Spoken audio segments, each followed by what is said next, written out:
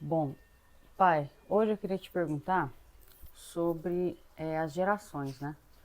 Eu percebo que as gerações, elas vêm se tornando ao longo do tempo mais fracas e menos resilientes. O que que você acha que causa isso? Tem a ver com educação? Ou tem mais algum fator envolvido? O que que você acha? Então, eu concordo com você. Eu acho que essa é uma observação que eu também vejo. Obviamente, eu vejo o espaço da minha vida, né? Eu tenho 67 anos, então eu me lembro de ter conhecido duas bisavós, até, a Catarina talvez até 5, 6 anos, a avó Mariquinha talvez até 8 anos. Duas bisavós. Convivi muito com meu avô e minha avó maternos, e convivi muito com a minha avó paterna, convivi muito com o avô da sua mãe e com o avô paterno da sua mãe e com a avó materna da sua mãe. E, e eu acho que de fato há esse, vamos dizer, amolecimento. Assim, as pessoas estão ficando aparentemente mais fracas, elas desistem com mais facilidade, elas têm mais dificuldade de lidar com a frustração. Eu penso sobre isso muito porque eu e a sua mãe sempre fizemos questão de dar a vocês uma geração que tornasse vocês fortes e resilientes o suficiente para enfrentar os desafios da vida, porque a vida não é fácil para ninguém. Uma educação, você fala. Eu e sua mãe. Aham. Sempre insistimos nessa educação, né? Ó, isso não pode, não, você tem que fazer, não, sua tarefa é sua. Uhum. Você lembra, por exemplo, agora é hora de dormir, não fiz lição, azar, vai ficar sem lição.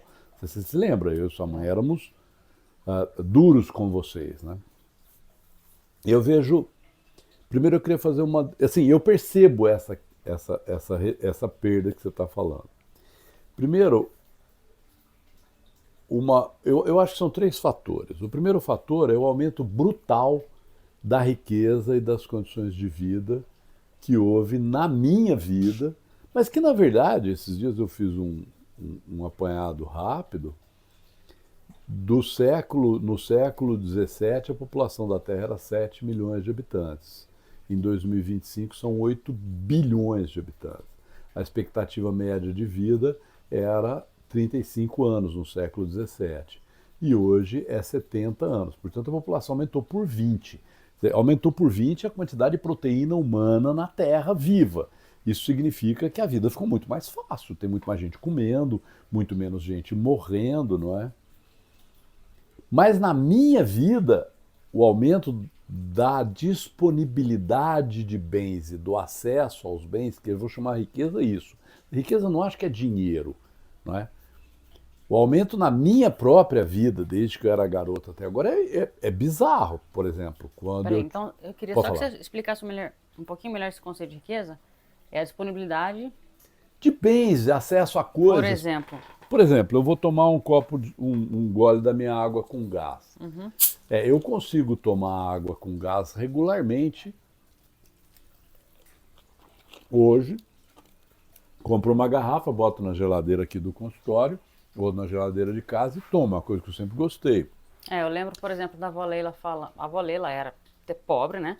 E ela não tinha acesso nem à maçã. Mas assim, nem uma pessoa rica na época tinha muito acesso, né? Coisas. Então, Não vou, tinha chocolate, por exemplo. vou, Uma vou pessoa rica não falar, comia vou chocolate. falar da minha geração e vou falar da geração da avó Leila, porque a geração da avó Leila é uma geração que eu convivi muito, né?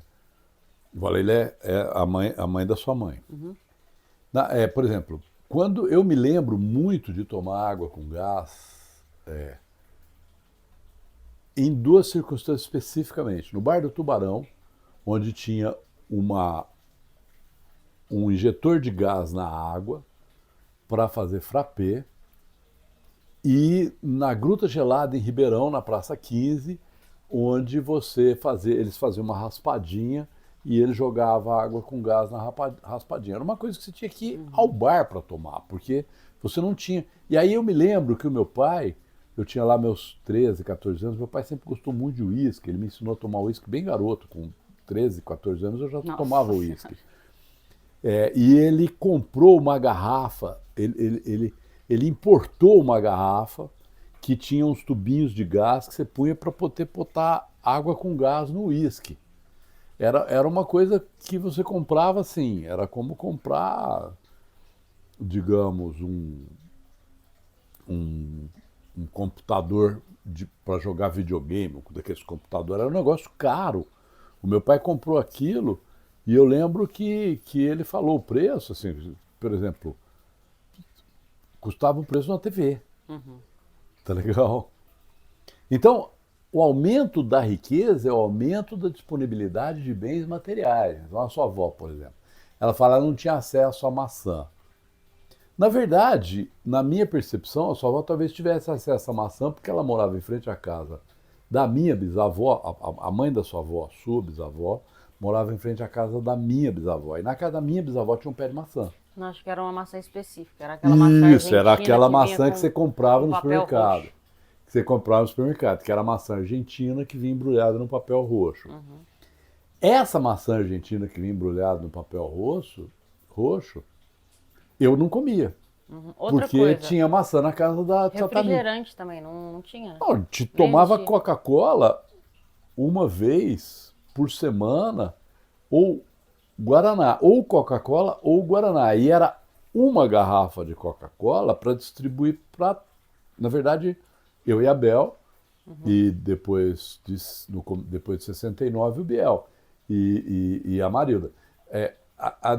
Por exemplo, eu lembro quando saiu a Coca litro, 1 litro de Coca, né? Essa Coca-Cola de garrafinha é 500 ml, essa garrafa que eu estou tomando é 500 ml. A Coca litro já era uma coisa, não tinha Coca litro, tinha Coca Família. Coca Família era uma garrafa de Coca que dava 4 copos. Então, Isso é década de 70, 60, na década 70. de 70. Por exemplo, Década de 80, não, sei lá. vou dar um outro exemplo de referência de riqueza, assim, ó, que é bastante curioso.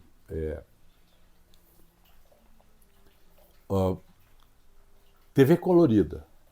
Ou os militares, no projeto de integração nacional deles, que é uma espécie de homogeneização do país, eles forçaram a TV a transformar em TV colorida. Papai comprou uma TV colorida, meus amigos ficaram com inveja. E ele comprou para a gente assistir a Copa de 70. Alguns amigos meus iam em casa assistir.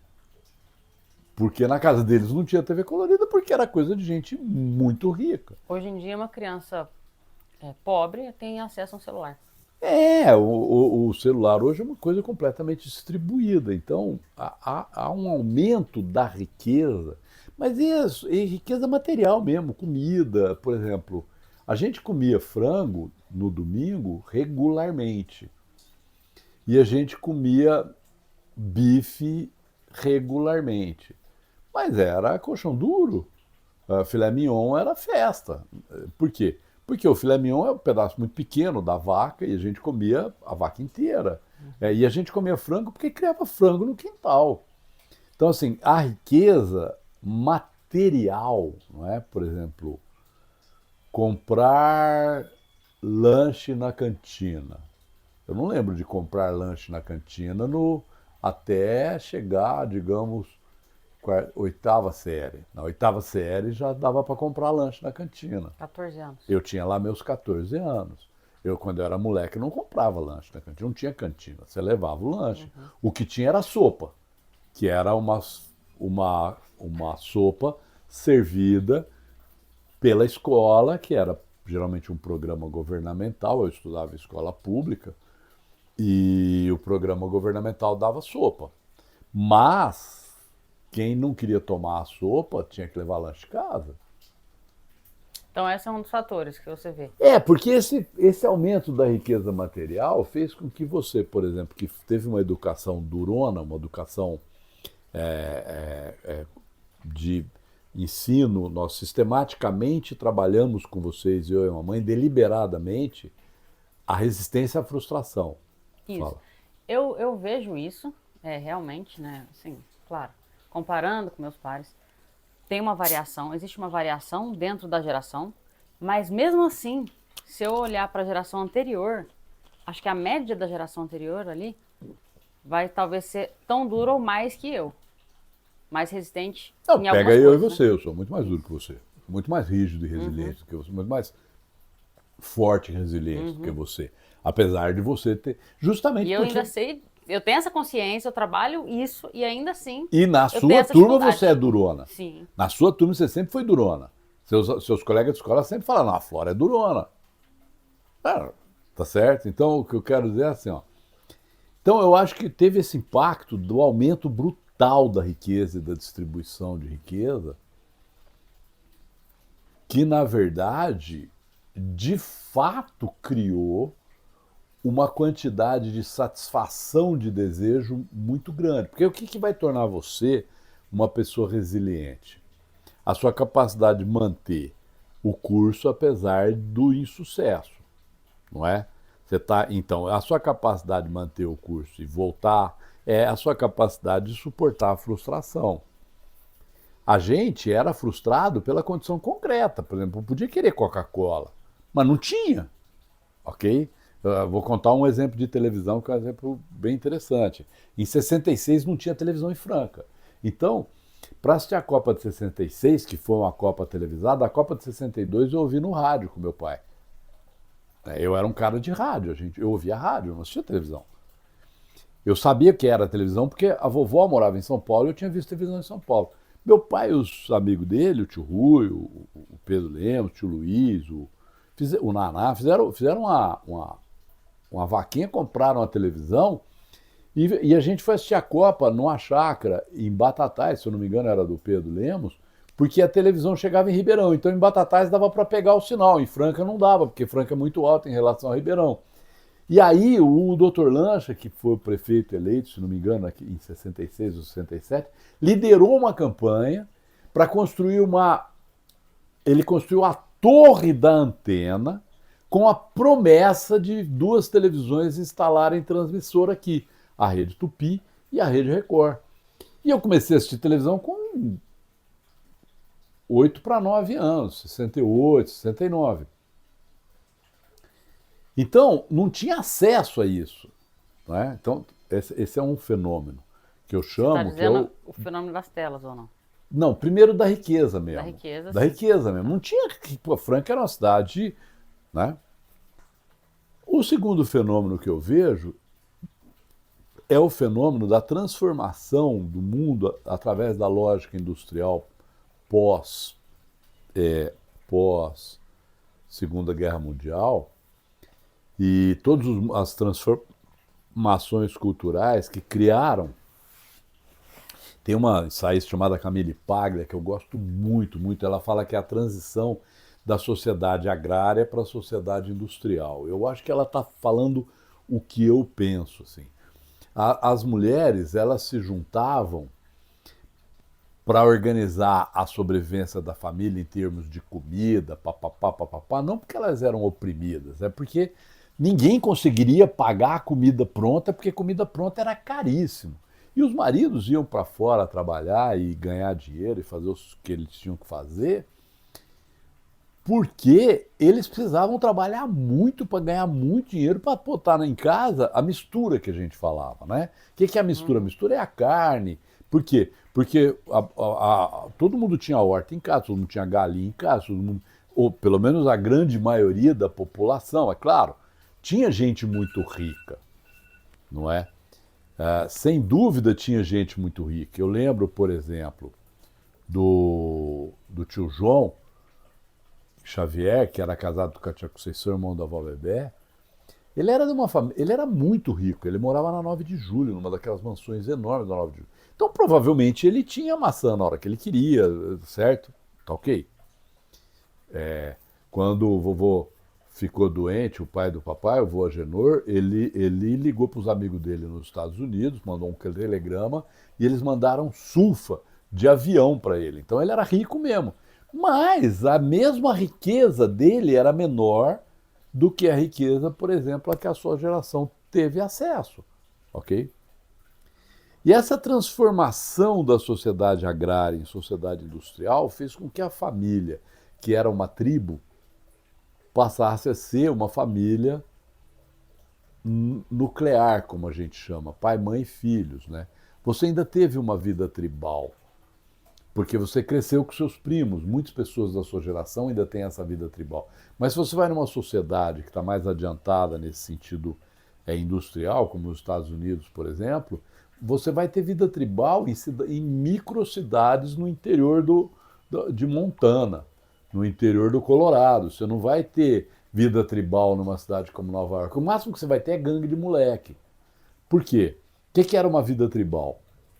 Eram as mulheres reunidas decidindo os destinos das famílias. Ó, a menina tá ficando velha, já tá começando a arrastar asinha pros rapazes, alguém tem que conversar com ela. Ó, esse moleque tá andando em má companhia, ó, que esse amigo dele não é boa pessoa. Ó, conversei com a fulana, e o fulano que tá andando com o Ari Pedro não é boa pessoa, tem que tomar cuidado, vai começar a fumar maconha. Essa estrutura tribal, que era possível e era característica, ela foi sendo progressivamente desmontada da geração da minha bisavó para a sua geração. Você e suas irmãs, por exemplo, têm feito uma coisa que eu acho maravilhosa, que é justamente proporcionar essa estrutura tribal para os filhos de vocês. Você sabe como é minha família. Você conhece primo meu de 5º grau e a gente fala que é primo e é da família. Não é?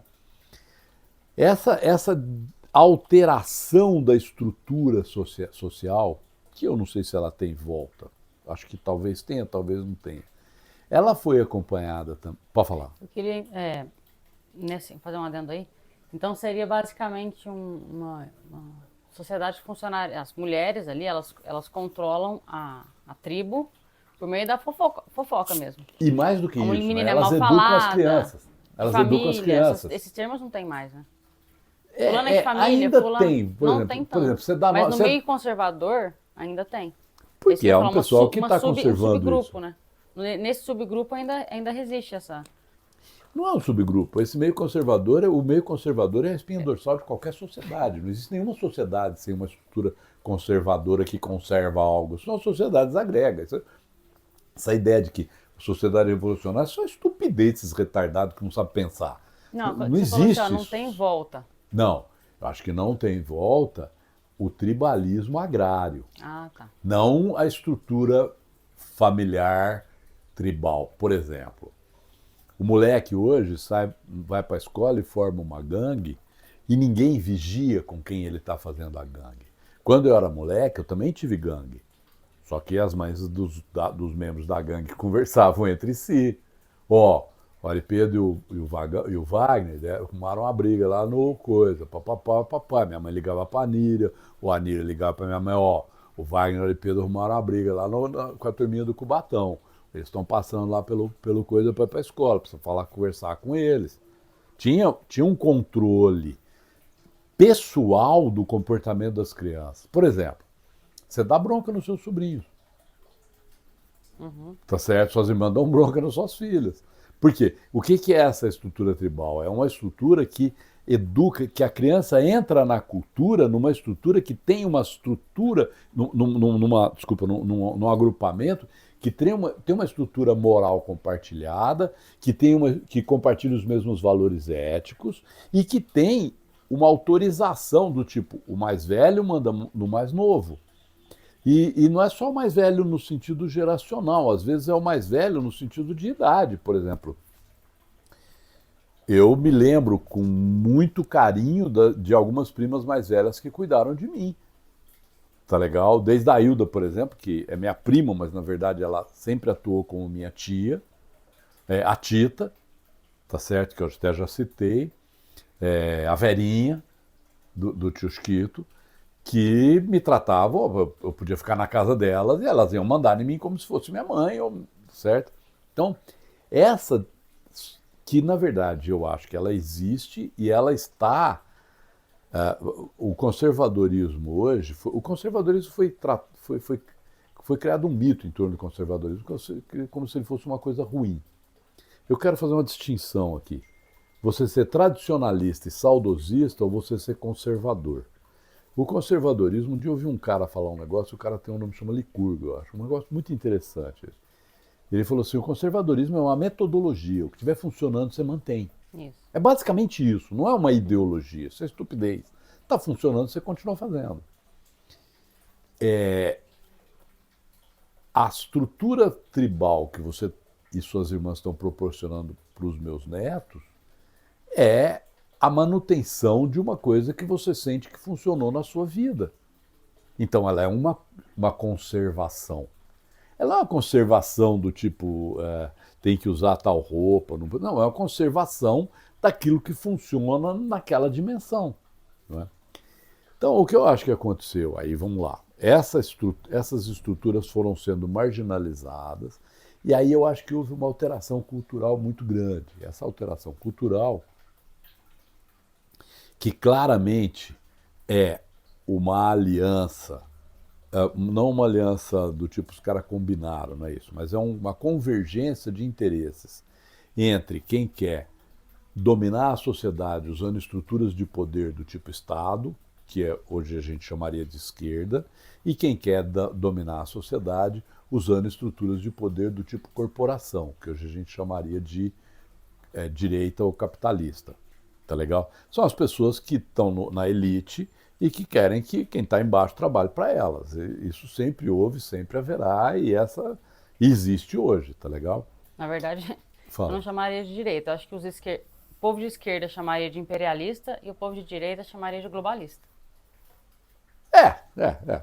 Eu entendo só que são as pessoas que mandam, que controlam o poder econômico. Tá. É o controle do poder econômico, o controle do poder político. O poder político é a capacidade de matar o outro sem ser preso. E o poder econômico é a capacidade de empobrecer, escravizar o outro sem ser preso. É isso, tá legal? Vamos resumir. Uhum. E aí o que acontece? Evidentemente, com esse aumento da riqueza, o aumento do poder político e do poder econômico chegou à estratosfera, né? Hoje, se você ocupa um cargo importante numa estrutura política, você é uma pessoa completamente invulnerável. Se você ocupa um cargo importante numa estrutura econômica, você é invulnerável. Veja o que está acontecendo no mundo. Tá legal? Uhum. Eu não sou invulnerável porque eu não ocupo essas posições importantes no poder político e no poder econômico. Mas você é elite. Em alguns aspectos sou, intelectualmente, por exemplo, mas isso não significa nada no sentido do poder bruto.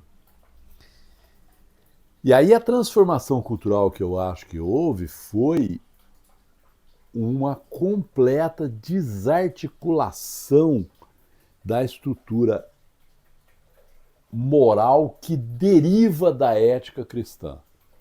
A ética cristã é muito, muito, muito, muito nítida.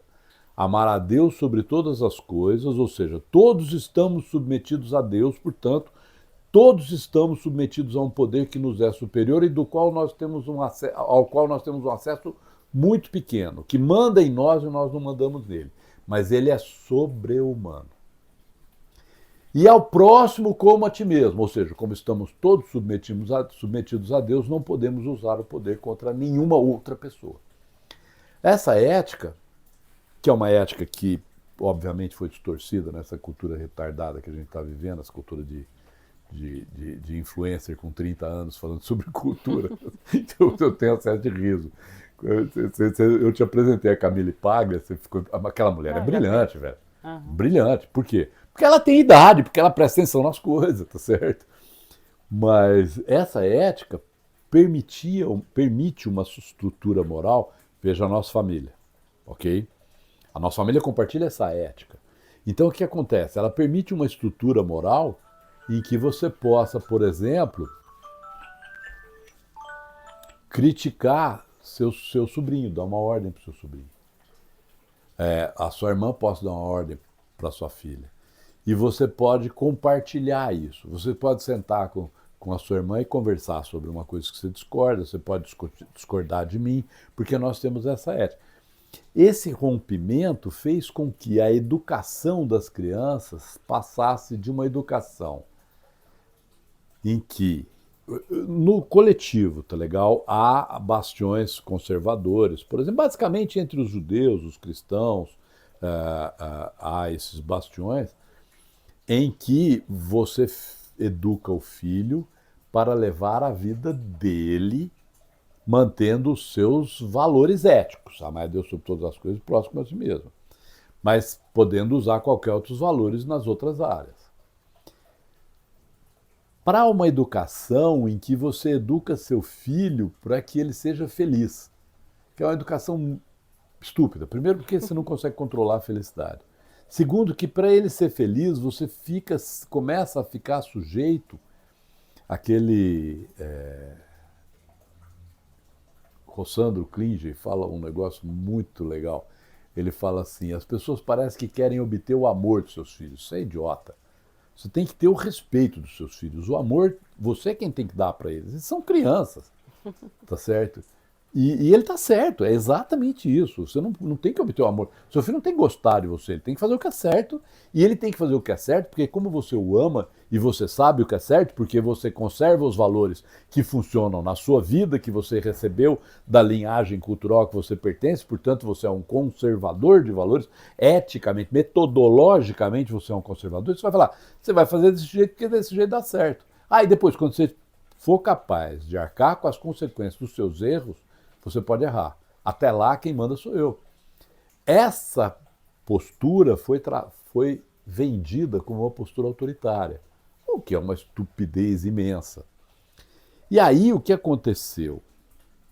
Eu acho que tem, de fato, esse afrouxamento da capacidade de resiliência e de enfrentamento das gerações? Teve. Mas são 3 fatores. Então, qual que eu vejo que é o desafio da sua geração, por exemplo? É manter isso, porque para vocês o ético está claro. Mas o material e o cultural não está tão claro. Por quê? Por exemplo, hoje a cultura foi completa. O exemplo que eu citei dos militares criando o projeto de integração nacional com a televisão, criou um sistema educacional chamado televisão no Brasil, que praticamente alterou os valores morais do povo brasileiro em algumas direções absurdamente assustadoras, não é? Desde uma direção do tipo ser espertinho, levar vantagem em tudo, até ideias como, por exemplo, a pessoa tem o direito de não ser ofendida. Isso é uma coisa ridícula. A pessoa tem o direito de cobrar uma reparação pela ofensa, mas o direito de não ser ofendida só seria possível se fôssemos todos telepatas e assim mesmo nos ofenderíamos uns aos outros. Isso não é nem uma utopia, isso é uma viagem na maionese com maconha estragada, tá certo? Então eu acho que há um desafio, mas a meu ver, a longo prazo, os conservadores sobrevivem porque eles mantêm a estrutura familiar, seus filhos serão... Vocês são mais bem equipados do que a maioria das suas gerações, por exemplo, para criar seus filhos. Vocês e suas irmãs. Justamente porque a gente tratou vocês com essa rigidez que deu a vocês essa dureza de sustentar o embate ético, o embate moral, de fazer a escolha certa e pagar o preço pela escolha certa. Isso permite a vocês testarem o mundo e aprenderem com os erros. Mas eu acho que a degradação se deve a esses 3 fatores. A mudança da estrutura social, principalmente o ataque profundo à estrutura familiar, e aí não apenas a família nuclear, mas a família enquanto linhagem,